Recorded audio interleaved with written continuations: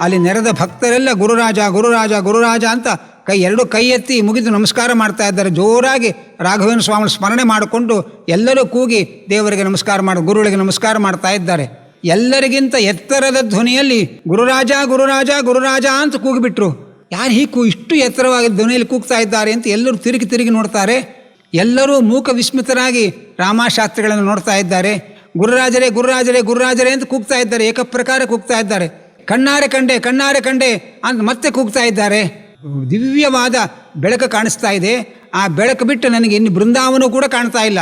ಆ ಬೆಳಕಿನಲ್ಲಿ ರಾಘವೇಂದ್ರ ಸ್ವಾಮಿಗಳು ಕಾಣ್ತಾ ಇದ್ದಾರೆ.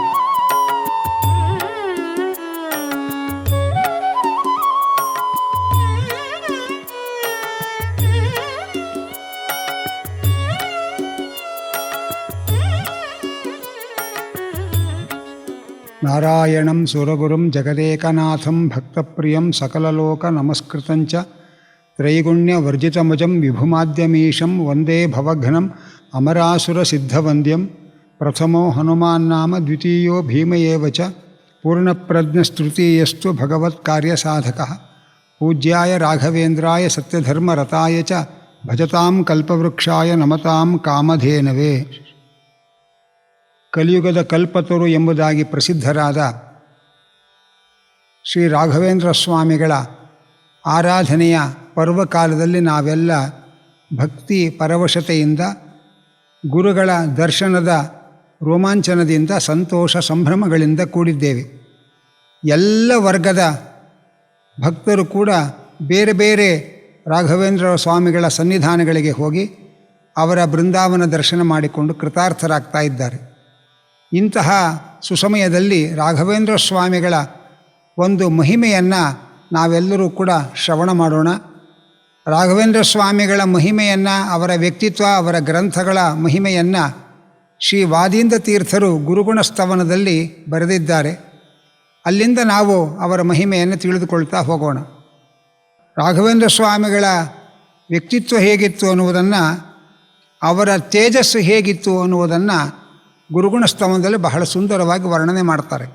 ಯದ್ಭಾನೌ ಯತ್ ಕೃಶಾನೌ ಯದಮೃತ ಕಿರಣೆ ಯದ್ಗ್ರಹೇಶು ಉದಿತೇಷು ಜ್ಯೋತಿರ್ಯತ್ತಾರಕಾಸು ಪ್ರಥಿತಮಣಿಷು ಯದ್ಯಚ್ಚ ಸೌದಾಮಿನೀಷು ಸಂಭೂಯ ಏತತ್ ಸಮಸ್ತಂ ತ್ವದಮಿತ ಹೃದಯಾಕಾಶ ನಿರ್ಯತ್ ಪ್ರಕಾಶೆ ಧೀರ ಶ್ರೀ ರಾಘವೇಂದ್ರ ವ್ರತಿವರ ಭಜತೆ ಹಂತ ಖದ್ಯೋತ ರೀತಿಂ.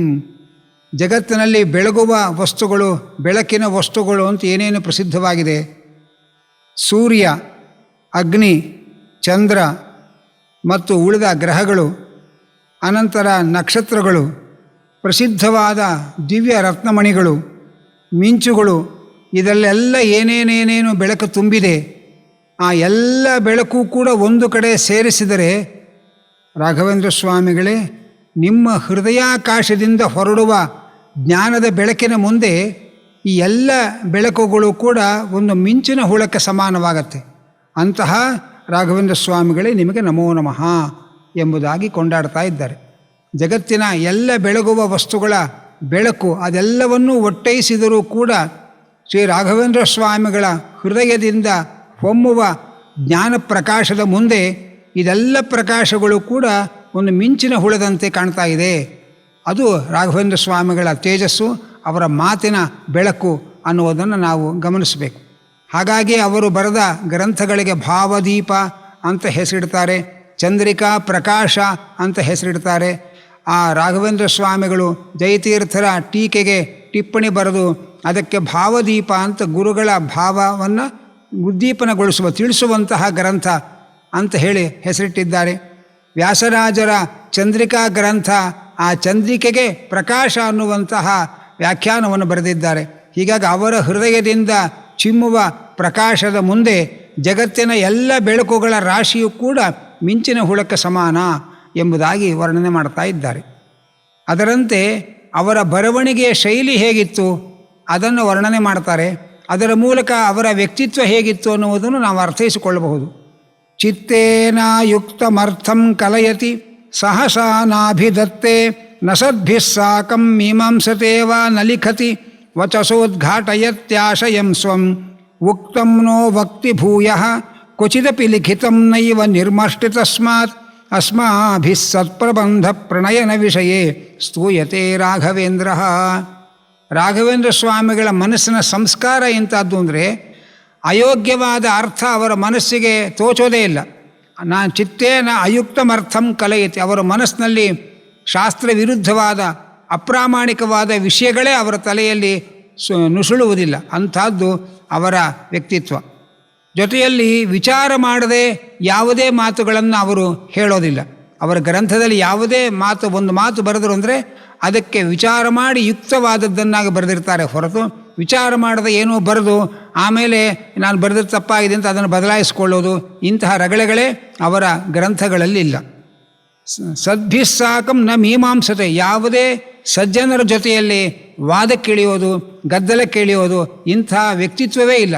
ಅವರ ಗ್ರಂಥದಲ್ಲಿ ಅವರು ವ್ಯಾಖ್ಯಾನ ಮಾಡುವಾಗ ತಮಗೆ ತಾವು ಅಭಿಪ್ರಾಯಪಟ್ಟ ಅರ್ಥವನ್ನು ತಾವು ಬರೀತಾರೆ. ಬೇರೆ ಅರ್ಥ ಇದೆ, ಉಳಿದವರು ಹೀಗೆ ಅಭಿಪ್ರಾಯ ಪಡ್ತಾರೆ ಅಂತ ಅಷ್ಟೇ ಹೇಳ್ತಾರೆ ಹೊರತು ಅವರನ್ನು ಖಂಡನೆ ಮಂಡನೆ ಮಾಡೋದು, ಬೇರೆ ವ್ಯಾಖ್ಯಾನಕಾರರ ಬಗ್ಗೆ ಘರ್ಷಣೆಗೆ ಇಳಿಯೋದು ಇಂತಹ ಸ್ವಭಾವವೇ ರಾಘವೇಂದ್ರ ಸ್ವಾಮಿಗಳ ಗ್ರಂಥದಲ್ಲಿ ಕಾಣೋದಿಲ್ಲ. ಅದು ಅವರ ವ್ಯಕ್ತಿತ್ವದ ಸ್ವಭಾವವೂ ಹೌದು, ಅದು ಅವರ ಗ್ರಂಥದ ಸ್ವಭಾವವೂ ಹೌದು ಅನ್ನುವುದನ್ನು ತಿಳಿಸ್ತಾ ಇದ್ದಾರೆ. ಉಕ್ತಂ ನೋ ವಕ್ತಿ ಭೂಯ. ಒಮ್ಮೆ ಹೇಳಿದ್ದನ್ನು ಮತ್ತೆ ಮತ್ತೆ ಎಲ್ಲೂ ಆವೃತ್ತಿ ಮಾಡಲ್ಲ. ಒಂದು ಗ್ರಂಥ ವ್ಯಾಖ್ಯಾನ ಮಾಡುವಾಗ ಒಂದು ವಿವರಣೆ ಕೊಟ್ಟಿದ್ದರೆ ಅದೇ ಸಂದರ್ಭಗಳು ಬೇರೆ ಬೇರೆ ಗ್ರಂಥಗಳಲ್ಲಿ ಬಂದಾಗ ನಾನು ಇಂಥ ಗ್ರಂಥದಲ್ಲಿ ಇದರ ಬಗ್ಗೆ ಬರೆದಿದ್ದೇನೆ ಅಲ್ಲಿ ನೋಡಿಕೊಳ್ಳಿ ಅಂತಾರೆ ಹೊರತು ಬರೆದಿದ್ದನ್ನೇ ಮತ್ತೆ ಮತ್ತೆ ಆವೃತ್ತಿ ಮಾಡೋದು ಅವರ ಜಾಯಮಾನವೇ ಅಲ್ಲ, ಅವರ ಗ್ರಂಥದ ಕ್ರಮನೇ ಅಲ್ಲ ಅದು. ಅದರಂತೆ ಕ್ವಚಿದಪಿ ಲಿಖಿತಂ ನೈವ ನಿರ್ಮಾಷ್ಟಿ. ಒಮ್ಮೆ ಬರೆದ ಮೇಲೆ ಅದನ್ನು ಸರಿ ಇಲ್ಲ ಅಂತ ಅಳಿಸೋ ಕ್ರಮನೇ ಇಲ್ಲ. ಅವರು ಬರೆದರು ಅಂದರೆ ಅದು ಪ್ರಾಮಾಣಿಕವೇ. ಅದರ ಬಗ್ಗೆ ಮತ್ತೆ ಚರ್ಚೆ, ನಾ ಬರೆದ ತಪ್ಪಾಗಿದೆ ಅಂತ ತಿದ್ದೋದು ಇದೆಲ್ಲ ಕಾರ್ಯಕ್ರಮ ಇಲ್ಲ. ನಾವು ಒಂದು ಪುಟ ಬರೆಯುವಷ್ಟೊತ್ತಿಗೆ ಅನೇಕ ಕಡೆಗಳಲ್ಲಿ ಬರೆದದ್ದನ್ನು ಕಾಟ್ ಹಾಕಿ ಹೊಡೆದಾಕಿ ಮತ್ತೆ ಬೇರೆ ಬೇರೆ ಬರೆದಿರ್ತೇವೆ ನಾವು. ಅದೇ ರಾಘವೇಂದ್ರ ಸ್ವಾಮಿಗಳು ಒಮ್ಮೆ ಬರೆದರು ಅಂದರೆ ಅದನ್ನು ಮತ್ತೆ ಯಾವತ್ತೂ ತಿದ್ದುವ ಕಾರ್ಯಕ್ರಮನೇ ಇಲ್ಲ. ಅಂಥ ಒಂದು ಕರಾರುವಾಕ್ಕಾದ ಪ್ರಮಾಣಯುಕ್ತವಾದ ವಿಚಾರಗಳೇ ಅವರ ಮೆದುಳಿನಲ್ಲಿ ಹೊಳೆಯುತ್ತೆ, ಅವರ ಹೃದಯದಲ್ಲಿ ಅದು ಪ್ರಕಟವಾಗತ್ತೆ, ಅವರ ಗ್ರಂಥದಲ್ಲಿ ಅದು ನಮೂದಿಸಲ್ಪಡುತ್ತೆ. ಎಂದೂ ಕೂಡ ಅಯೋಗ್ಯವಾದ ವಿಷಯಗಳು, ಅಯುಕ್ತವಾದ ವಿಷಯಗಳು ಅವರ ಮನಸ್ಸಲ್ಲಿ ಸ್ಫುರಿಸೋದೇ ಇಲ್ಲ. ಮತ್ತು ಯಾವ ಸಜ್ಜನರ ಜೊತೆಯಲ್ಲೂ ಕೂಡ ಘರ್ಷಣೆಗೆ, ವಾದಕ್ಕೆ, ಸಂಘರ್ಷಕ್ಕೆ ಇಳಿಯೋದಿಲ್ಲ. ತಮ್ಮ ಅಭಿಪ್ರಾಯವನ್ನು ತಾವು ಮಂಡಿಸ್ತಾರೆ. ಬರೆದದ್ದನ್ನು ಮತ್ತೆ ಅಳಿಸೋದಿಲ್ಲ, ಹೇಳಿದ್ದನ್ನೇ ಮತ್ತೆ ಹೇಳೋದಿಲ್ಲ. ಇದು ಅವರ ರಾಘವೇಂದ್ರ ಸ್ವಾಮಿಗಳ ಗ್ರಂಥದ ಶೈಲಿ ಅನ್ನುವುದನ್ನು ಗುರುಗುಣಸ್ತವದಲ್ಲಿ ವರ್ಣನೆ ಮಾಡ್ತಾ ಇದ್ದಾರೆ. ನಾವು ರಾಘವೇಂದ್ರ ಸ್ವಾಮಿಗಳಿಂದ ಅನೇಕ ಲೌಕಿಕ ಪುರುಷಾರ್ಥಗಳನ್ನು ಪಡೆಯುವುದರೊಳಗೆ ನಾವು ಮುಳುಗಿ ಹೋಗ್ತೇವೆ. ಆದರೆ ರಾಘವೇಂದ್ರ ಸ್ವಾಮಿಗಳ ದೊಡ್ಡ ಕೊಡುಗೆ ಅಂತಂದರೆ ಅವರ ದೊಡ್ಡ ವಾಂಗ್ಮಯ ಪ್ರಪಂಚ. ಅವರು ಅದ್ಭುತವಾದ ಗ್ರಂಥಗಳನ್ನು ಬರೆದು ಅದರ ಮೂಲಕ ತತ್ವಜ್ಞಾನವನ್ನು ಸಜ್ಜನರಿಗೆ ಒದಗಿಸಿದ್ದಾರೆ.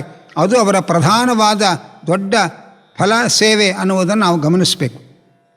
ವೇದಾಂತದ ತತ್ವಜ್ಞಾನದ ಮೂಲ ಆಕರಗಳು ಭಗವದ್ಗೀತೆ, ವೇದ, ಉಪನಿಷತ್ತು, ಪುರಾಣ, ಇತಿಹಾಸ ಇದೆಲ್ಲದಕ್ಕೂ ಅವರು ಗ್ರಂಥಗಳನ್ನು ಬರೆದು ಅದರ ಅಭಿಪ್ರಾಯಗಳನ್ನು ನಮಗೆ ತಿಳಿಸಿಕೊಟ್ಟಿದ್ದಾರೆ. ಹೀಗಾಗಿ ಯಾರಿಗೆ ರಾಘವೇಂದ್ರ ಸ್ವಾಮಿಗಳ ಗ್ರಂಥವನ್ನು ಓದುವ ಅವಕಾಶ, ಅರ್ಹತೆ ಇದೆ ಅಂತಹವರು ಮುಂದಿನ ವರ್ಷದ ಆರಾಧನೆ ಒಳಗೆ ಅವರ ಒಂದು ಗ್ರಂಥವನ್ನು ಪಾಠ ಕೇಳ್ತೇನೆ ಅಂತ ಸಂಕಲ್ಪ ಮಾಡಬೇಕು. ಅಥವಾ ಅಷ್ಟು ನನಗೆ ಪಾಂಡಿತ್ಯ ಇಲ್ಲ, ಪಾಠ ಕೇಳಿ ಅರ್ಥ ಮಾಡಿಕೊಳ್ಳೋ ಶಕ್ತಿ ಇಲ್ಲ ಅಂದರೆ ಕಡೆ ಪಕ್ಷ ಅದನ್ನು ಓದುವುದನ್ನಾದರೂ ಒಬ್ಬರಿಂದ ಅಭ್ಯಾಸ ಮಾಡಿಕೊಂಡು ಬರುವ ರಾಘವೇಂದ್ರ ಸ್ವಾಮಿಗಳ ಆರಾಧನೆಯ ಸಮಯದಲ್ಲಿ ಆ ಗ್ರಂಥವನ್ನು ಒಮ್ಮೆ ಓದಿ ಅವರಿಗೆ ಸಮರ್ಪಣೆ ಮಾಡ್ತೇನೆ, ಇಷ್ಟನ್ನಾದರೂ ನಾವು ಪ್ರತಿಜ್ಞೆಯನ್ನು ಮಾಡಿಕೊಂಡ್ರೆ ರಾಘವೇಂದ್ರ ಸ್ವಾಮಿಗಳು ಪರಮಪ್ರೀತರಾಗ್ತಾರೆ. ಅದರ ಜ್ಞಾನವನ್ನು ಕೊಡ್ತಾರೆ, ತಿಳಿದುಕೊಳ್ಳಕ್ಕೆ ಜ್ಞಾನಿಗಳನ್ನು ಒದಗಿಸ್ತಾರೆ, ಪರಮಾನುಗ್ರಹ ಮಾಡ್ತಾರೆ. ಅಂತಹ ಕರುಣಾ ಸಮುದ್ರರು ರಾಘವೇಂದ್ರ ಸ್ವಾಮಿಗಳು ಅನ್ನುವುದನ್ನು ನಾವು ಗಮನಿಸಬೇಕು. ಅದರಂತೆ ರಾಘವೇಂದ್ರ ಸ್ವಾಮಿಗಳ ಗ್ರಂಥದ ಮಾತುಗಳಿದೆಯಲ್ಲ, ಆ ರಾಘವೇಂದ್ರ ಸ್ವಾಮಿಗಳ ಮಾತುಗಳನ್ನು ಎಷ್ಟು ಸುಂದರವಾಗಿ ವರ್ಣನೆ ಮಾಡ್ತಾರೆ ಅಂದರೆ, ಧೀರ ಶ್ರೀ ರಾಘವೇಂದ್ರ ತ್ವದತುಲ ರಸನಾರಂಗ ನೃತ್ಯತ್ಸ್ವಯಂಭೂ ಯೋಷಾಧಮ್ಮಿಲ್ಲಭಾರಶ್ಲಥ ಕುಸುಮತತಿಸ್ತ್ವದ್ಗಿರಸ್ಸಂಗಿರಾಮಃ ಯಾಭಿಸ್ವಂ ಮಿಶ್ರಿತಾಭಿಃ ನಿರವಧಿ ವಸುಧಾ ವಿಶ್ರುತಾ ಸಾ ಸುಧಾಪಿ ಕ್ಷೋಣೀಗೀರ್ವಾಣಗಮ್ಯಂ ಪರಿಮಲಮತುಲಂ ಸಾಂಪ್ರತಂ ಸಂಪ್ರಪೇದೆ. ರಾಘವೇಂದ್ರ ಸ್ವಾಮಿಗಳ ನಾಲಿಗೆ ಒಂದು ರಂಗಸ್ಥಳ. ಆ ರಾಘವೇಂದ್ರ ಸ್ವಾಮಿಗಳ ನಾಲಿಗೆ ಅನ್ನುವ ರಂಗಸ್ಥಳದಲ್ಲಿ ಬ್ರಹ್ಮದೇವರ ಮಡದಿಯಾದ ಸರಸ್ವತಿ ಕುಣಿತಾ ಇದ್ದಾಳಂತೆ. ಆ ಸರಸ್ವತಿ ನಾಲಿಗೆಯಲ್ಲಿ ನರ್ತನ ಮಾಡುವಾಗ ಅವಳು ಮುಡಿಯಲ್ಲಿ ಮುಡಿದ ಮಲ್ಲಿಗೆ ಹೂವುಗಳೆಲ್ಲ ಕೆಳಗೆ ಉದುರ್ತಾ ಇದೆ ಅಂತೆ. ಹೀಗೆ ರಾಘವೇಂದ್ರ ಸ್ವಾಮಿಗಳ ನಾಲಿಗೆ ಅನ್ನುವ ರಂಗಸ್ಥಳದಲ್ಲಿ ನರ್ತನ ಮಾಡ್ತಾ ಇರತಕ್ಕಂತಹ ಬ್ರಹ್ಮದೇವರ ಮಡದಿಯಾದ ಸಾಕ್ಷಾತ್ ಸರಸ್ವತೀ ದೇವಿ, ವಿದ್ಯಾಭಿಮಾನಿ ದೇವತೆ, ಅವಳು ನರ್ತನ ಮಾಡುವಾಗ ಅವಳ ತಲೆಯಲ್ಲಿ ಮುಡಿದ ಹೂವುಗಳು ಉದುರಿ ಅದೇ ರಾಘವೇಂದ್ರ ಸ್ವಾಮಿಗಳ ಮಾತುಗಳಾಯಿತು.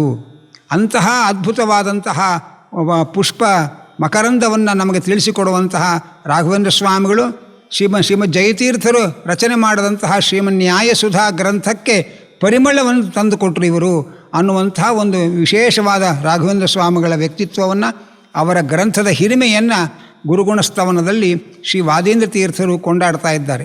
ಅಂದರೆ ರಾಘವೇಂದ್ರ ಸ್ವಾಮಿಗಳ ಮಾತು ಅಂತಂದರೆ ಅವರ ನಾಲಿಗೆಯಲ್ಲಿ ನೃತ್ಯ ಮಾಡುವ ಸರಸ್ವತಿಯ ತುರುಬಿನಲ್ಲಿ ಮುಡಿದ ಹೂವುಗಳ ಅರಳು ಹೂವುಗಳು, ಉದುರಿದ ಅರಳು ಹೂವುಗಳು, ಅದೇ ಅವರ ಮಾತುಗಳು ಅನ್ನುವಂಥ ಒಂದು ಕಾವ್ಯಮಯವಾದ ವರ್ಣನೆಯ ಜೊತೆಯಲ್ಲಿ ರಾಘವೇಂದ್ರ ಸ್ವಾಮಿಗಳ ಪಾಂಡಿತ್ಯ, ಅವರ ವಾಗ್ಮಿತ, ಅದನ್ನೆಲ್ಲ ಬಹಳ ಸುಂದರವಾಗಿ ಕವಿಗಳು ತಮ್ಮ ಗುರುಗುಣಸ್ತವನದಲ್ಲಿ ಯತಿಗಳು ವರ್ಣನೆ ಮಾಡ್ತಾ ಇದ್ದಾರೆ. ಇದನ್ನು ನಾವು ಗಮನಿಸಿದಾಗ ರಾಘವೇಂದ್ರ ಸ್ವಾಮಿಗಳ ಗ್ರಂಥದ ಹಿರಿಮೆ ಏನು, ಅದರ ಮೂಲಕ ನಮಗೆ ತಿಳಿದು ಬರುವ ಅವರ ವ್ಯಕ್ತಿತ್ವದ ಗರಿಮೆ ಏನು, ಇದನ್ನು ನಾವು ಅರ್ಥ ಮಾಡಿಕೊಳ್ಳೋಕ್ಕೆ ಸಾಧ್ಯವಾಗಿದೆ. ಅದಕ್ಕೋಸ್ಕರವೇ ರಾಘವೇಂದ್ರ ಸ್ವಾಮಿಗಳ ಸ್ತೋತ್ರದಲ್ಲಿ ಒಂದು ಮಾತು ಬರುತ್ತೆ, ಅಂಧೋಪಿ ದಿವ್ಯ ದೃಷ್ಟಿ ಸ್ಯಾತ್ ಏಡಮೂಕೋಪಿ ವಾಕ್ಪತಿ ಪೂರ್ಣಾಯು ಪೂರ್ಣ ಸಂಪತ್ತಿ ಸ್ತೋತ್ರಸ್ಯಾಸ್ಯ ಜಪಾತ್ ಭವೇತ್. ಅಪ್ಪಣ್ಣಾಚಾರ್ಯರು ಅವರಿಂದ ಹೊಮ್ಮಿದ ರಾಘವೇಂದ್ರ ಸ್ತೋತ್ರ ಇದೆಯಲ್ಲ, ಆ ರಾಘವೇಂದ್ರ ಸ್ತೋತ್ರವನ್ನು ಯಾರು ಜಪ ಮಾಡ್ತಾರೆ ಅವನು ಹುಟ್ಟು ಕುರುಡನಾಗಿದ್ದರೆ ಬರೀ ದೃಷ್ಟಿ ಬರೋದಲ್ಲ, ದಿವ್ಯ ದೃಷ್ಟಿ ಬರುತ್ತೆ ಅಂತ ಇದ್ದಾರೆ. ಅಂದರೆ ಉಳಿದವರಿಗೆ ಕಾಣದ ಭಗವಂತನ ಮಹಿಮೆಗಳೆಲ್ಲ ಹೊಳೆಯುವಂತೆ ಅವರಿಗೆ ಅಂಥ ದಿವ್ಯ ದೃಷ್ಟಿ ಬರುತ್ತೆ. ಜೊತೆಯಲ್ಲಿ ಯಾರು ಏಡಮೂಕರಾಗಿದ್ದಾರೆ, ಏಡಮೂಕರು ಅಂದರೆ ಕಿವಿಯೂ ಕೇಳಿಸದೆ ಮಾತೂ ಬಾರದ ಮೂಕರು ಯಾರಿದ್ದಾರೆ ಅವರು ಒಳ್ಳೆ ವಾಗ್ಮಿಗಳಾಗ್ತಾರೆ. ರಾಘವೇಂದ್ರ ಸ್ವಾಮಿಗಳ ಅನುಗ್ರಹದಿಂದ ಪೂರ್ಣಾಯುಷ್ಯವನ್ನು ಪಡೀತಾರೆ, ಪೂರ್ಣ ಸಂಪತ್ತನ್ನು ಪಡೀತಾರೆ. ಇದು ರಾಘವೇಂದ್ರ ಸ್ವಾಮಿಗಳ ಸ್ತೋತ್ರದ ಜಪದ ಪ್ರಭಾವ ಎಂಬುದಾಗಿ ರಾಘವೇಂದ್ರ ಸ್ತೋತ್ರದಲ್ಲಿ ಶ್ರೀ ಅಪ್ಪಣ್ಣಾಚಾರ್ಯರು ತಿಳಿಸಿದ್ದಾರೆ. ಈ ಎಲ್ಲ ಫಲಕ್ಕೆ ಹಯಗ್ರೀವ ದೇವರ ಸಾಕ್ಷಿ ಅಂತ ರಾಘವೇಂದ್ರ ಸ್ವಾಮಿಗಳು ಕೊನೆಯಲ್ಲಿ ತಿಳಿಸಿದ್ದಾರೆ. ಅಂತಹ ರಾಘವೇಂದ್ರ ಸ್ವಾಮಿಗಳ ಒಂದು ಸ್ಮರಣೆಯಿಂದ ನಮಗೆ ದಿವ್ಯ ದೃಷ್ಟಿ ಬರುತ್ತೆ, ನಮ್ಮ ಅಂಧತನ ಪರಿಹಾರ ಆಗುತ್ತೆ, ನಮ್ಮ ಮೂಕತನ ಪರಿಹಾರ ಆಗುತ್ತೆ ಅಂತಂದರೆ ಅದಕ್ಕೆ ಅನೇಕ ಘಟನೆಗಳು ಉದಾಹರಣೆಯಾಗಿ ಇತಿಹಾಸದಲ್ಲಿ ಸಿಗುತ್ತೆ ಅನ್ನುವುದನ್ನು ನಾವು ಗಮನಿಸಬೇಕು. ಒಂದು, ಕಣ್ಣಿಲ್ಲದೆ ಕುರುಡರಾದವರು ಒಂದು, ಕಣ್ಣಿದ್ದೂ ಕುರುಡರಾದವರು ಒಂದು, ಅವರಿಗೂ ಕೂಡ ಆ ಕುರುಡತನ ಹೋಗಬೇಕು. ಕಣ್ಣಿದೆ, ನೋಡಬಾರದನ್ನೆಲ್ಲ ನೋಡ್ತೇವೆ, ನೋಡಬೇಕಾದಂತಹ ಭಗವಂತನ ರೂಪಗಳನ್ನು, ಭಗವಂತನ ವಿಚಾರಗಳನ್ನು ತಿಳಿದುಕೊಳ್ಳುವಂತಹ ಕುತೂಹಲ ಇಲ್ಲದೆ ಬರೇ ಭೌತಿಕ ಪ್ರಪಂಚದ ಕಡೆಗೆ ದೃಷ್ಟಿ ಹಾಯಿಸಿರ್ತೇವೆ. ಭಾಗವತದಲ್ಲಿ ವರ್ಣನೆ ಮಾಡ್ತಾರೆ, ಯಾರು ಭಗವಂತನ ರೂಪಗಳನ್ನು ಸಂದರ್ಶನ ಮಾಡಲ್ಲ, ಕ್ಷೇತ್ರ ಮೂರ್ತಿಗಳನ್ನು ಸಂದರ್ಶನ ಮಾಡಲ್ಲ, ಬರೇ ಲೌಕಿಕ ವಿಷಯಗಳನ್ನೇ ನೋಡ್ತಾ ಇರ್ತಾರೆ, ಅವರ ಕಣ್ಣುಗಳು ನವಿಲುಗರಿಯ ಕಣ್ಣುಗಳು, ಅಷ್ಟು ವ್ಯರ್ಥವಾದ ಕಣ್ಣುಗಳು ಅನ್ನುವುದಾಗಿ ಭಾಗವತದ ವರ್ಣನೆ ಮಾಡ್ತಾರೆ. ಹಾಗೆ ಕಣ್ಣಿದ್ದೂ ಕೂಡ ನೋಡಬೇಕಾದದ್ದನ್ನು ನೋಡದೇ ಇರುವ ಕುರುಡುತನ ಇದೆಯಲ್ಲ, ರಾಘವೇಂದ್ರ ಸ್ವಾಮಿಗಳಿಗೆ ಶರಣಾದರೆ ಅಂತಹ ಕುರುಡುತನವನ್ನು ಪರಿಹಾರ ಮಾಡಿ ನಾವು ಕಾಣಬೇಕಾದದ್ದನ್ನು ನಮಗೆ ಕಾಣಿಸಿಕೊಡ್ತಾರೆ. ನೋಡುವ ಶಕ್ತಿಯೇ ಇಲ್ಲದಿದ್ದವರಿಗೆ ನೋಡುವ ಶಕ್ತಿಯನ್ನು ಕೊಡ್ತಾರೆ. ಹಾಗೆಯೇ ಮಾತಾಡುವ ಶಕ್ತಿ ಇದ್ದರೂ ಕೂಡ ಆಡಬಾರದ ಮಾತುಗಳನ್ನೇ ಆಡಿ ವಾಚಾಳಿ ಅಂತ ಅನಿಸ್ಕೊಂಡು ಅದು ಒಂದು ರೀತಿಯಿಂದ ಆಧ್ಯಾತ್ಮದ ಪ್ರಪಂಚದಲ್ಲಿ ಮೂಕರಾಗಿರ್ತೇವೆ, ಭೌತಿಕ ಪ್ರಪಂಚದಲ್ಲಿ ವಿಪರೀತ ವಾಚಾಳಿಗಳಾಗಿರ್ತೇವೆ.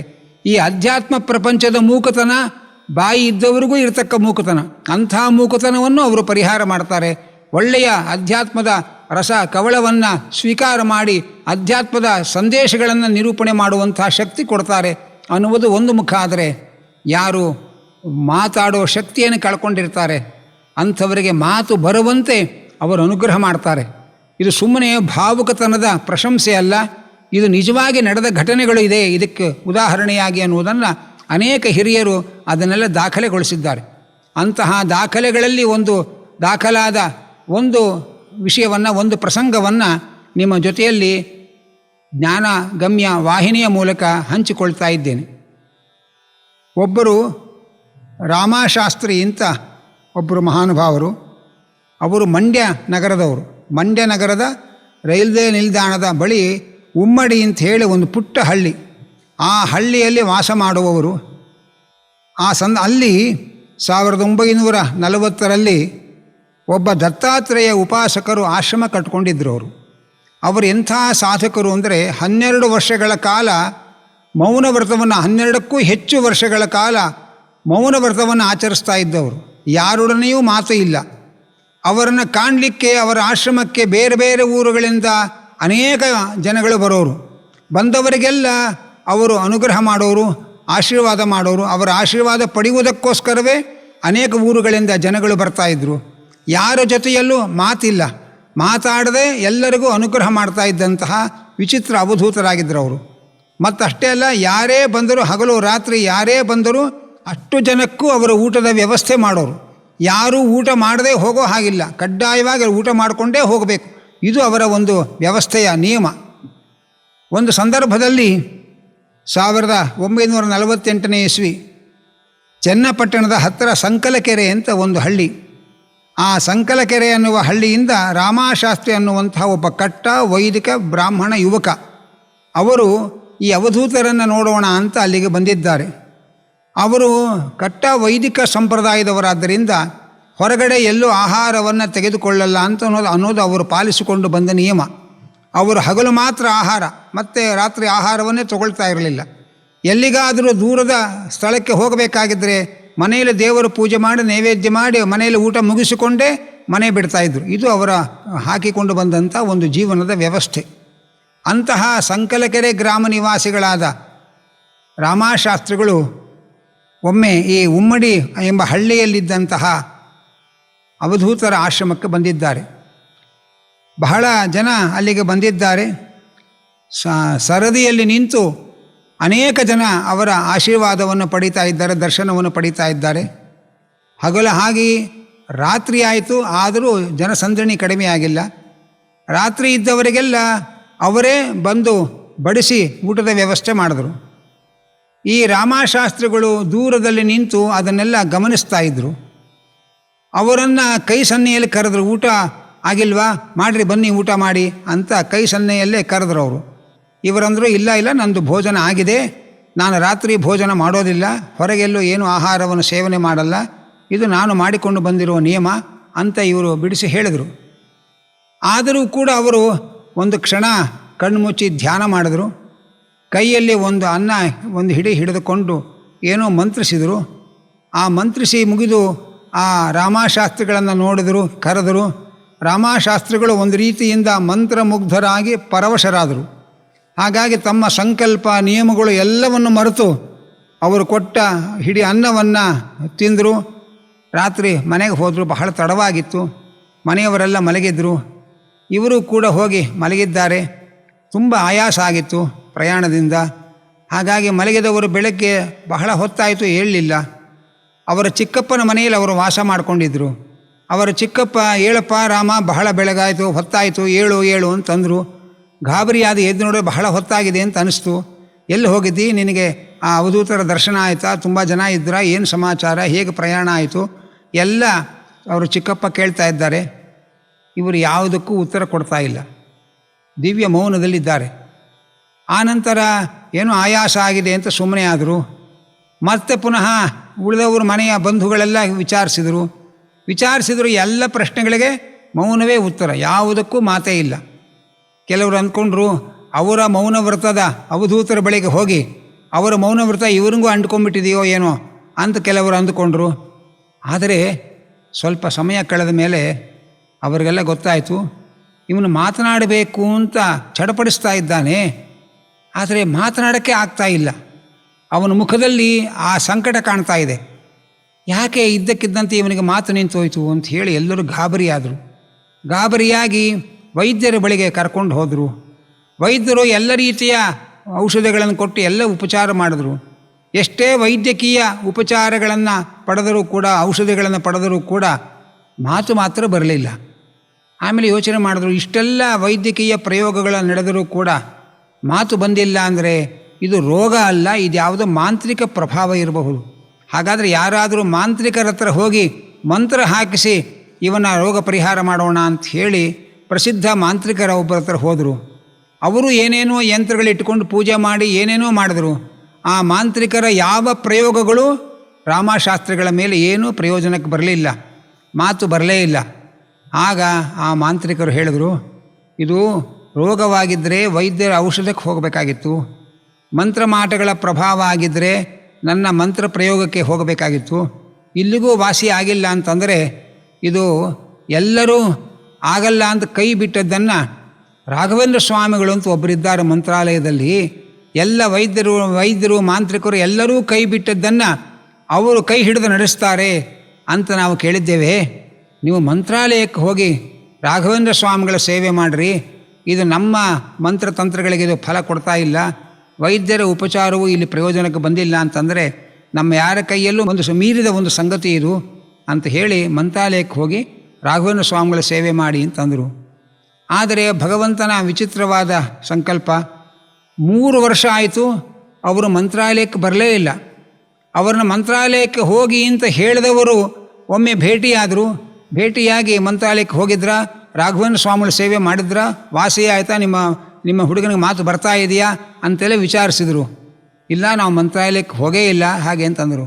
ನಾನು ಸಲಹೆ ಕೊಟ್ಟೆ 2 ವರ್ಷ ಆಯಿತು, ಈಗ 3ನೇ ವರ್ಷ ಬಂತು, ಇನ್ನೂ ನೀವು ಮಂತ್ರಾಲಯಕ್ಕೆ ಹೋಗಿಲ್ವಾ, ಯಾಕೆ ಹೀಗೆ ಮಾಡ್ತಾ ಇದ್ದೀರಿ, ಹೋಗ್ರಿ ಬೇಗ ವಾಸಿ ಮಾಡ್ಕೊಳ್ಳಿ ಹೋಗ್ರಿ ಅಂತ ಅವರು ಒತ್ತಾಯಿಸಿದರು. ಆಗ ಅವರು ಮಂತ್ರಾಲಯಕ್ಕೆ ಹೋಗಿ ಅವರು ಸೇವೆ ಮಾಡಿದರು. ಸೇವೆ ಮಾಡಿದಾಗ ಆ ಕಾಲದಲ್ಲಿ ಅಲ್ಲಿ ಸುಯಮೇಂದ್ರ ತೀರ್ಥ ಶ್ರೀಪಾದಂಗಳವರು ಅಲ್ಲಿ ಪೀಠಾಧಿಪತಿಗಳಾಗಿದ್ದರು. ಅವರ ಮುಂದೆ ಹೋಗಿ ಇವರ ಜೊತೆ ಬಂದ ಬಂಧುಗಳು ಹೇಳಿದರು, ಈಗ ನಮ್ಮ ಹುಡುಗನಿಗೆ ಮಾತು ಬರ್ತಾ ಇಲ್ಲ, ವೈದ್ಯೋಪಚಾರ ಆಯಿತು, ಮಂತ್ರತಂತ್ರಗಳಾಯಿತು, ಯಾವುದೂ ಫಲಿಸಲಿಲ್ಲ, ಅದಕ್ಕೋಸ್ಕರವಾಗಿ ಸಂಕಲ್ಪಪೂರ್ವಕವಾಗಿ ರಾಘವೇಂದ್ರ ಸ್ವಾಮಿಗಳ ಸೇವೆ ಮಾಡಬೇಕು ಅಂತ ಬಂದಿದ್ದಾನೆ ಹಾಗೆ ಅಂತ ಶ್ರೀಪಾದಂಗಳವರು ಮುಂದೆ ಹೇಳಿದರು. ಆಗ ಶ್ರೀಪಾದಂಗಳವರು ಆಗಲಿ ಸೇವೆ ಮಾಡಿರಿ, ರಾಯರು ಅನುಗ್ರಹ ಮಾಡ್ತಾರೆ ಹಾಗೆ ಅಂತ ಹೇಳಿದರು. ಮತ್ತು ಮರುದಿವಸ ಸೂರ್ಯೋದಯಕ್ಕೆ ಮುಂಚೆ ಎದ್ದು ಆ ತೆಂಗಿನಕಾಯಿ ಇಟ್ಟು ಸಂಕಲ್ಪ ಮಾಡಿಕೊಂಡು ಸೇವೆ ಮಾಡ್ತಾ ಇದ್ದಾರೆ. ಅವರ ಜೊತೆಯಲ್ಲಿ ಅವರ ಬಂಧುಗಳು ಜೊತೆಗೆ ಸಹಾಯಕ್ಕಿದ್ದಾರೆ, ಸೇವೆ ಮಾಡ್ತಾ ಇದ್ದಾರೆ. ಎಲ್ಲರೂ ಅಕ್ಕಪಕ್ಕ ಬೆಳಗ್ಗೆ ರಾಯರ ಸೇವೆ ಮಾಡುವಾಗ ಕೆಲವರು ಅಂಗಪ್ರದಕ್ಷಿಣೆ ಹಾಕೋರು, ಕೆಲವರು ಹೆಜ್ಜೆ ನಮಸ್ಕಾರ ಹಾಕೋರು, ಈಗ ಅನೇಕ ಭಕ್ತರು ತಮ್ಮ ಜೊತೆಗೆ ರಾಘವೇಂದ್ರ ಸ್ವಾಮಿಗಳು ಸೇವೆ ಮಾಡ್ತಾ ಇದ್ದವರನ್ನು ಕಂಡರು. ಅವರೆಲ್ಲ ಇವರ ಜೊತೆಯಲ್ಲಿ ಇವರಿಗೆಲ್ಲ ಹುರಿದುಂಬಿಸ್ತಾ ಇದ್ದರು, ರಾಘವೇಂದ್ರ ಸ್ವಾಮಿಗಳು ಸೇವೆ ಮಾಡ್ತಾ ಇದ್ದೀರಿ, ನಿಮಗೆ ರಾಯರು ಕನಸಲ್ಲಿ ಬರ್ತಾರೆ, ಕನಸಲ್ಲಿ ಬಂದು ಸೂಚನೆ ಕೊಡ್ತಾರೆ, ನಿಮ್ಮ ಸಮಸ್ಯೆ ಪರಿಹಾರ ಆಗತ್ತೆ. ಅಕಸ್ಮಾತ್ ಕನಸಲ್ಲಿ ಬರದೇ ಹೋದರೂ ಕೂಡ ಯಾರದಾದರೂ ಮೂಲಕ ನಿಮಗೆ ಸೂಚನೆ ಕೊಟ್ಟು ನಿಮ್ಮ ರೋಗವನ್ನು ವಾಸಿ ಮಾಡ್ತಾರೆ, ಮಹಾಕರುಣಾಳುಗಳು ರಾಘವೇಂದ್ರ ಸ್ವಾಮಿಗಳು ಅಂತ ಜೊತೆಗೆ ಸೇವೆ ಮಾಡುವ ಭಕ್ತರು ಬಂದಿದ್ದರಲ್ಲ ಅವರೆಲ್ಲರೂ ಇವರಿಗೆ ಹೇಳ್ತಾ ಇದ್ದಾರೆ. ಅವರೆಲ್ಲರ ಮಾತು ಕೇಳಿಕೊಂಡು ಇವರು ಸೇವೆ ಮಾಡ್ತಾನೆ ಇದ್ದಾರೆ. ಇನ್ನಷ್ಟು ಶ್ರದ್ಧಾಭಕ್ತಿಯಿಂದ ಒಂದು ಸ್ವಲ್ಪವೂ ನೀತಿ ನಿಯಮಕ್ಕೆ ಭಂಗ ಬರದೆ, ಬೆಳಗ್ಗೆ ಮಾತ್ರ ಆಹಾರ, ರಾತ್ರಿ ಹಾಲು ಹಣ್ಣುಗಳನ್ನು ಸೇವನೆ ಮಾಡದೆ ಅಷ್ಟು ನಿಷ್ಕಪಟವಾಗಿ ನಿಷ್ಠೆಯಿಂದ ಸೇವೆ ಮಾಡ್ತಾ ಇದ್ದಾರೆ. ಆದರೆ 3 ದಿವಸ ಆಯಿತು, 6 ದಿವಸ ಆಯಿತು, ರಾಘವೇಂದ್ರ ಸ್ವಾಮಿಗಳ ಕನಸಿನ ಸೂಚನೆಯೂ ಬರಲಿಲ್ಲ, ಯಾವುದೇ ವ್ಯಕ್ತಿಗಳ ಮೂಲಕವೂ ಸೂಚನೆ ಬರಲಿಲ್ಲ. 9 ದಿವಸ ಆಯಿತು. 9ನೇ ದಿವಸ ಆಗುವಷ್ಟರಿಗೆ ಇವರಿಗೆ ತಾಳ್ಮೆ ಕೆಟ್ಟಿತ್ತು. ಅನೇಕ ಜನ ತಮ್ಮ ಸಹಚರ ಭಕ್ತರು, ಸೇವಕರು ಅವರೆಲ್ಲ 3 ದಿವಸ ಸೇವೆ ಮಾಡಿ ನಮಗೆ ಹಾಗಾಯಿತು, ಹೀಗಾಯಿತು, ಹಾಗೆ ಕನಸು ಬಿತ್ತು, ಹೀಗೆ ಬಿತ್ತು ಅಂತೆಲ್ಲ ಹೇಳಿಕೊಂಡು ಅವರೆಲ್ಲ ಪ್ರಯಾಣ ಮಾಡ್ತಾ ಇದ್ದಾರೆ. ಇವರಿಗೆ 9 ದಿವಸ ಆದರೂ ಯಾವ ಸೂಚನೆಯೂ ಬರಲಿಲ್ಲ. ಕೊನೆಯಲ್ಲಿ 9ನೇ ದಿವಸ ರಾಘವೇಂದ್ರ ಸ್ವಾಮಿಗಳ ಬೃಂದಾವನದ ಮುಂದೆ ನಿಂತು ಮನಸ್ಸಿನಲ್ಲೇ ಅಳ್ತಾ ಇದ್ದಾರೆ. ನಾನು 3 ವರ್ಷದಿಂದ ಮಾತು ಬರದೆ ವೇದನೆ ಅನುಭವಿಸಿದ್ದೇನೆ, ಇಷ್ಟು ನಾನು ವೇದನೆ ಅನುಭವಿಸಿದರೂ ಕೂಡ ಪರಮ ಕರುಣಾಳುಗಳು ಅಂತ ಎಲ್ಲರೂ ನಿಮ್ಮನ್ನು ಕೊಂಡಾಡ್ತಾ ಇದ್ದಾರೆ, ಆದರೂ ನಿಮಗೆ ಕರುಣೆ ಬರಲಿಲ್ಲ. ನಾನು 9 ದಿವಸ ಆಯಿತು ನನಗೆ ಇವತ್ತಿಗೆ ನಾನು ಸೇವೆ ಮಾಡಿ, ಯಾಕೆ ನನ್ನ ಮೇಲೆ ಇಷ್ಟು ನೀವು ಕೃಪೆ ತೋರ್ತಾ ಇಲ್ಲ ಹಾಗೆ ಅಂತ ಮನಸ್ಸಿನೊಳಗೆ ನೊಂದುಕೊಂಡು ಕಣ್ಣೀರು ಸುರಿಸ್ತಾ ಬೃಂದಾವನದ ಮುಂದೆ ಕೈ ಮುಗಿದು ನಿಂತಿದ್ದಾರೆ. ಕೊನೆಯಲ್ಲಿ ಒಂದು ಗಟ್ಟಿ ನಿರ್ಧಾರಕ್ಕೆ ಬಂದರು. ಗುರುಗಳೇ, ನಾಳೆ 10ನೇ ದಿವಸ, ನಾಳೆ ನಾನು ಸೇವೆ ಮಾಡ್ತೇನೆ, ನಾಳೆ ಏನಾದರೂ ನೀವು ಸ್ವಪ್ನ ಸೂಚನೆಯೋ ಏನಾದರೂ ಒಂದು ಸೂಚನೆ ಕೊಡದೇ ಹೋದರೆ ನಾನೊಂದು ಮನಸ್ಸಲ್ಲಿ ಒಂದು ತೀರ್ಮಾನ ಮಾಡಿಕೊಂಡಿದ್ದೇನೆ, ಆ ಪ್ರಕಾರ ನಡ್ಕೊಳ್ತೇನೆ ಅಂತ ಗುರುಗಳ ಮುಂದೆ ಹೇಳಿದರು. 10ನೇ ದಿವಸ ಬಂತು. 10ನೇ ರಾತ್ರಿ 9ನೇ ದಿವಸ ರಾತ್ರಿ ಇಷ್ಟೆಲ್ಲ ಹೇಳಿ ಮಲಗಿದ್ರೆ ಅವರಿಗೆ ಹೊರಳಾಡ್ತಾ ಇದ್ದಾರೆ, ನಿದ್ರೆನೇ ಬರಲಿಲ್ಲ. ಬೆಳಗಿನ ಜಾವ ಸ್ವಲ್ಪ ನಿದ್ರೆಯ ಜೊಂಪು ಹತ್ತಿತು, ಆದರೆ ಯಾವ ಕನಸು ಬೀಳಲಿಲ್ಲ. ಆಗ ಸ್ನಾನಕ್ಕೆ ಅಂತ ತುಂಗಾ ನದಿಗೆ ಹೋದರು. ತುಂಗಾದೇವಿಯ ಮುಂದೆ ಕೇಳ್ಕೊಳ್ತಾ ಇದ್ದಾರೆ, ಅಮ್ಮ ತುಂಗೆ, ನಾನು ಅನೇಕ ಜನರು ರಾಘವೇಂದ್ರ ಸ್ವಾಮಿಗಳ ಮಹಿಮೆ ಹೇಳಿದರು, ಅವರು ಸೇವೆ ಮಾಡಿ ನಿಮಗೆ ಮಾತು ಬರುತ್ತೆ ಅಂತಂದರು. ನಾನು ಸೇವೆ ಮಾಡಿದೆ, ಮಾತು ಬರಲಿಲ್ಲ. 9 ದಿವಸ ಆಯಿತು, ಇವತ್ತು 10ನೇ ದಿವಸ. ಆದರೂ ನನಗೆ ಯಾವ ಸ್ವಲ್ಪ ಕನಸು ಏನೂ ಕಾಣಲಿಲ್ಲ. ಇವತ್ತು ನಾನು ರಾಘವೇಂದ್ರ ಸ್ವಾಮಿಗಳ ಬೃಂದಾವನ ಪೂಜೆ ಮಹಾಪೂಜೆ ಎಲ್ಲ ನೋಡ್ಕೊಂಡು ಬಂದು ಇವತ್ತು ನಿಮ್ಮಲ್ಲಿ ಹಾರಿಬಿಡ್ತೇನೆ ನಾನು. ನೀನು ನನ್ನನ್ನು ನಿನ್ನ ಒಡಲಿಗೆ ಸೇರಿಸಿಕೋ. ಯಾಕೆಂದ್ರೆ ಮಾತು ಬರದೆ ಏನೂ ಪ್ರಪಂಚದಲ್ಲಿ ವ್ಯವಹಾರ ಮಾಡೋಕ್ಕೆ ಆಗದೆ ನಾನು ಯಾಕೆ ಬದುಕಿರಬೇಕು ಅಂತ ಇಷ್ಟು ಹತಾಶದ ಸ್ಥಿತಿಯಲ್ಲಿ ತುಂಗಾ ನದಿಯ ಮುಂದೆ ನಿಂತು ಮನಸ್ಸಿನಲ್ಲಿ ಇವತ್ತು ನನಗೆ ರಾಯರು ಏನೂ ಅನುಗ್ರಹ ಮಾಡದೆ ಹೋದರೆ ನಾನು ಬಂದು ತುಂಗಾ ನದಿಗೆ ಹಾರ್ತೇನೆ, ಆತ್ಮಹತ್ಯೆ ಮಾಡಿಕೊಳ್ತೇನೆ ಅಂತ ಗಟ್ಟಿ ಮನಸ್ಸು ಮಾಡಿ ಮನಸ್ಸಿನಲ್ಲೇ ಒಂದು ನಿರ್ಧಾರ ತೆಗೆದುಕೊಂಡು ತಮ್ಮ ಸ್ನಾನ ಆನ್ಹಿಕಗಳನ್ನು ಮುಗಿಸ್ಕೊಂಡು ಬಂದರು. ರಾಘವೇಂದ್ರ ಸ್ವಾಮಿಗಳ ದರ್ಶನಕ್ಕೆ ಬಂದರು. ಅಲ್ಲಿ ಹನುಮಂತ ದೇವರು ಎದುರಿಗೆ ರಾಘವೇಂದ್ರ ಸ್ವಾಮಿಗಳು ಅವರೆಲ್ಲರಿಗೂ ನಮಸ್ಕಾರ ಮಾಡಿ ಅವರ ಮಧ್ಯದಲ್ಲಿ ಅವರು ನೇರವಾಗಿ ಕೂತ್ಕೊಂಡ್ರೆ ಆಗ ಸ್ವಾಮಿಗಳ ಪೂರ್ವಾಶ್ರಮದ ಪುತ್ರರಾದ ರಾಜಾ ಗೋಪಾಲಾಚಾರ್ಯರು ರಾಘವೇಂದ್ರ ಸ್ವಾಮಿಗಳಿಗೆ ಹಸ್ತೋದಕ ಮಾಡಿ ಮಹಾಮಂಗಳಾರತಿ ಮಾಡ್ತಾ ಇದ್ದಾರೆ. ಇವರು ಹಸ್ತೋದಕ ಮಾಡುವಾಗ ಪರದೆ ಹಾಕಿದ್ರಿಂದ ಕಣ್ಣು ಮುಚ್ಚಿ ಕೂತಿದ್ದಾರೆ. ಪರದೆ ತೆಗೆದರು, ಮಹಾಮಂಗಳಾರತಿ ಮಾಡ್ತಾ ಇದ್ದಾರೆ. ಹತ್ತ ಕಡೆ ನಗಾರಿ, ಜಾಗಟೆ, ಗಂಟೆ ಎಲ್ಲ ಬಾರಿಸ್ತಾ ಇದ್ದಾರೆ. ಶಂಖ ಎಲ್ಲ ಧ್ವನಿಗಳು, ಮಂಗಳ ಧ್ವನಿಗಳು ಕೇಳಿಸ್ತಾ ಇದೆ. ಇವರು ಬೃಂದಾವನವನ್ನೇ ನೋಡ್ತಾ ಇದ್ದಾರೆ. ಎಲ್ಲರೂ ಕೂಡ ಆ ಮಹಾಮಂಗಳಾರತಿಯ ಒಂದು ರೋಮಾಂಚನ ಕ್ಷಣದಲ್ಲಿ ಅಲ್ಲಿ ನೆರೆದ ಭಕ್ತರೆಲ್ಲ ಗುರುರಾಜ ಗುರುರಾಜ ಗುರುರಾಜ ಅಂತ ಎರಡು ಕೈ ಎತ್ತಿ ಮುಗಿದು ನಮಸ್ಕಾರ ಮಾಡ್ತಾ ಇದ್ದಾರೆ. ಜೋರಾಗಿ ರಾಘವೇಂದ್ರ ಸ್ವಾಮಿ ಸ್ಮರಣೆ ಮಾಡಿಕೊಂಡು ಎಲ್ಲರೂ ಕೂಗಿ ದೇವರಿಗೆ ನಮಸ್ಕಾರ ಗುರುಗಳಿಗೆ ನಮಸ್ಕಾರ ಮಾಡ್ತಾ ಇದ್ದಾರೆ. ಎಲ್ಲರೂ ಕೂಗುತ್ತಾ ಇರುವಾಗ ಇದ್ದಕ್ಕಿದ್ದಂತೆ ಎಲ್ಲರಿಗಿಂತ ಎತ್ತರದ ಧ್ವನಿಯಲ್ಲಿ ಗುರುರಾಜ ಗುರುರಾಜ ಗುರುರಾಜ ಅಂತ ಕೂಗಿಬಿಟ್ರು. ಯಾರು ಇಷ್ಟು ಎತ್ತರವಾಗಿ ಧ್ವನಿಯಲ್ಲಿ ಕೂಗ್ತಾ ಇದ್ದಾರೆ ಅಂತ ಎಲ್ಲರೂ ತಿರುಗಿ ನೋಡ್ತಾರೆ. ಮಾತು ಬಾರದೆ 10 ದಿವಸ ಸೇವೆ ಮಾಡ್ತಾ ಇದ್ದವರು ಎಲ್ಲರಿಗೂ ಪರಿಚಯ ಆಗಿದ್ದರು. ಇವ್ರಿಗೆ ಮಾತು ಬರ್ತಾ ಇಲ್ಲ, ಅದಕ್ಕೆ ಸೇವೆ ಮಾಡ್ತಾ ಇದ್ದಾರೆ ಅಂತ ಎಲ್ಲರಿಗೂ ಪರಿಚಯ ಆಗಿತ್ತು. ಎಲ್ಲರೂ ಮೂಕ ವಿಸ್ಮಿತರಾಗಿ ರಾಮಶಾಸ್ತ್ರಿಗಳನ್ನು ನೋಡ್ತಾ ಇದ್ದಾರೆ. ಗುರುರಾಜರೇ ಗುರುರಾಜರೇ ಗುರುರಾಜರೇ ಅಂತ ಕೂಗ್ತಾ ಇದ್ದಾರೆ, ಏಕಪ್ರಕಾರ ಕೂಗ್ತಾ ಇದ್ದಾರೆ. ಅಕ್ಕಪಕ್ಕ ಯಾರಿದ್ದಾರೆ ಏನು ಅಂತ ಯಾವುದರ ಪರಿವೆಯೇ ಇಲ್ಲದೆ ಪರವಶರಾಗಿ ಕೈ ಮುಗಿದು ಗುರುರಾಜರೇ ಎಂದು ಅನ್ನೋ ಬಿಟ್ಟರೆ ಇನ್ನೊಂದು ಮಾತಿಲ್ಲ. ಆನಂತರ ಎಲ್ಲರೂ ಆಶ್ಚರ್ಯಪಟ್ಟು ಎಲ್ಲರೂ ಕೂಡ ಇವರ ಕಡೆ ಗಮನ ಹರಿಸಿ ತಿರುಗಿ ನಿಂತರು. ಆನಂತರ ಕಂಡೆ ಕಣ್ಣಾರೆ ಕಂಡೆ ಅಂತ ಮತ್ತೆ ಕೂಗ್ತಾ ಇದ್ದಾರೆ. ಆಮೇಲೆ ಮಠದ ಪರಿಚಾರಕ್ಕೊಬ್ಬರು ಬಂದು ಅವರು ಭುಜ ತಟ್ಟಿ ಏನು ಕಂಡ್ರಿ ನೀವು, ಏನು ಕಂಡ್ರಿ ಹಾಗೆ ಅಂತ ಕೇಳಿದ್ರು. ಆಗ ಅವರಂದರು ರಾಘವೇಂದ್ರ ಸ್ವಾಮಿಗಳನ್ನ ಕಂಡೆ. ಹೇಗೆ ಕಂಡ್ರಿ ನೀವು, ಹೇಗಿದ್ದಾರೆ ಅವರು ಅಂತ ಕೇಳಿದ್ರು. ಪಕ್ಕದಲ್ಲಿದ್ದವರು ಅವರಂದರು ಆ ದಿವ್ಯವಾದ ಬೆಳಕು ಕಾಣಿಸ್ತಾ ಇದೆ. ಆ ಬೆಳಕು ಬಿಟ್ಟು ನನಗೆ ಇನ್ನು ಬೃಂದಾವನ ಕೂಡ ಕಾಣ್ತಾ ಇಲ್ಲ. ಆ ಬೆಳಕಿನಲ್ಲಿ ರಾಘವೇಂದ್ರ ಸ್ವಾಮಿಗಳು ಕಾಣ್ತಾ ಇದ್ದಾರೆ. ಹೌದು, ಹೇಗಿದ್ದಾರೆ ಅವರು ಅಂತ ಕೇಳಿದರು. ರಾಘವೇಂದ್ರ ಸ್ವಾಮಿಗಳು ಅಲ್ಲೊಂದು ರತ್ನ ಸಿಂಹಾಸನ ಇದೆ. ರತ್ನ ಸಿಂಹಾಸನದ ಮೇಲೆ ರಾಘವೇಂದ್ರ ಸ್ವಾಮಿಗಳು ಕುಳಿತಿದ್ದಾರೆ. ಅವರ ತಲೆಯಲ್ಲಿ ರತ್ನ ಕಿರೀಟ, ಕಿವಿಯಲ್ಲಿ ಕರ್ಣಕುಂಡಲಗಳು, ಆನಂತರ ಕೈಯಲ್ಲಿ ದಂಡ ಕಮಂಡಲು, ಒಂದು ಕೈಯಲ್ಲಿ ಸುವರ್ಣ ಕತ್ತಿ ಹಿಡಿದಿದ್ದಾರೆ. ದಿವ್ಯ ಪೀತಾಂಬರಧಾರಿಯಾಗಿ ಬಲಪಾದವನ್ನು ಎಡಪಾದವನ್ನು ಬಲಗಡೆ ತೊಡೆಯಲ್ಲಿ ಹಾಕಿಕೊಂಡು ಕೂತಿದ್ದಾರೆ. ಅಂಥ ಗುರುರಾಜರನ್ನು ಕಂಡೆ ಅಂತ ಮೈ ಮರೆತು ನಾನು ನೋಡಿದೆ, ಕಣ್ಣಾರೆ ಕಂಡೆ ಅಂತ ಜೋರಾಗಿ ಕೂಗ್ತಾನೆ ಇದ್ದಾರೆ ಮತ್ತೆ ಯಥಾ ಪ್ರಕಾರ. ಆಗ ಎಲ್ಲರಿಗೂ ಕೂಡ ರೋಮಾಂಚನಾಗಿ ಎಲ್ಲರೂ ಜೋರಾಗಿ ಕರತಾಡನ ಮಾಡ್ತಾ ಇದ್ದಾರೆ. ರಾಯರು ಇವರಿಗೆ ದರ್ಶನ ಕೊಟ್ಟಿದ್ದಾರೆ, ನಾವೆಲ್ಲರೂ ನೋಡ್ತಾ ಇದ್ದೇವೆ. ನಮಗೆ ಬರೀ ಬೃಂದಾವನ, ಮಂಗಳಾರತಿ, ಶಂಖನಾದ, ಗಂಟೆ ಇಷ್ಟೇ ಕೇಳಿಸ್ತಾ ಇದೆ. ಇವರು ರಾಯರನ್ನು ಕಾಣ್ತಾ ಇದ್ದಾರೆ. ಎಷ್ಟೊತ್ತು ಕಂಡ್ರಿ ಹಾಗೆ ಅಂತ ಯಾರೋ ಕೇಳಿದ್ರು. 2 ರಿಂದ 3 ನಿಮಿಷ ಅಷ್ಟೇ. 3 ನಿಮಿಷ ಕಂಡೆ ನಾನು ರಾಘವೇಂದ್ರ ಸ್ವಾಮಿಗಳನ್ನ. ರಾಘವೇಂದ್ರ ಸ್ವಾಮಿಗಳನ್ನ ಕಂಡು 3 ನಿಮಿಷ ಆದಮೇಲೆ ನನಗೆ ಬೃಂದಾವನ ಕಾಣಿಸ್ತು. ಅಲ್ಲಿ ತನಕ ನನಗೆ ಬೃಂದಾವನವೇ ಕಾಣಲಿಲ್ಲ, ಬರೀ ರಾಯರು ಮಾತ್ರ ಕಾಣ್ತಾ ಇದ್ದರು ಹಾಗೆ ಅಂತಂದರು.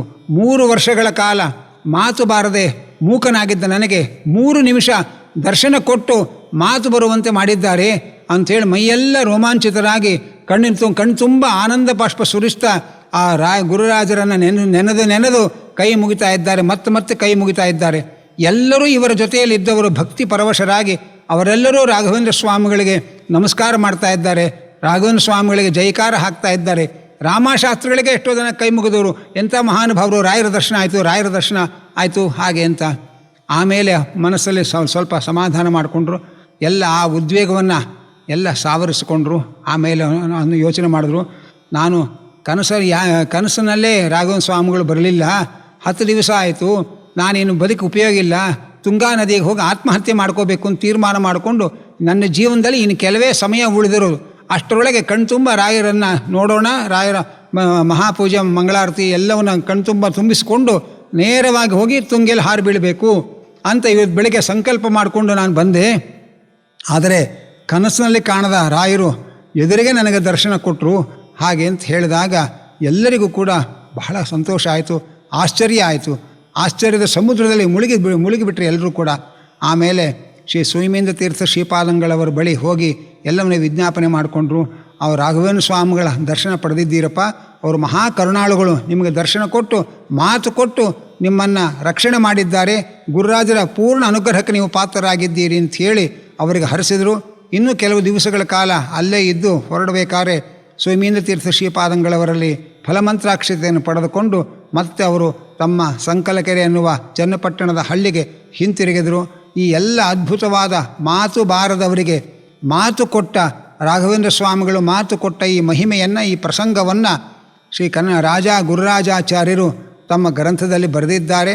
ರಾಘವೇಂದ್ರ ಸ್ವಾಮಿಗಳ ಮಹಿಮೆಗಳನ್ನೆಲ್ಲ ಅನೇಕ ಸಂಪುಟಗಳಲ್ಲಿ ಬರೆದಂತಹ ಅಮ್ಮನ್ ಸ್ವಾಮಿನಾಥನ್ ಅನ್ನುವವರಿಗೆ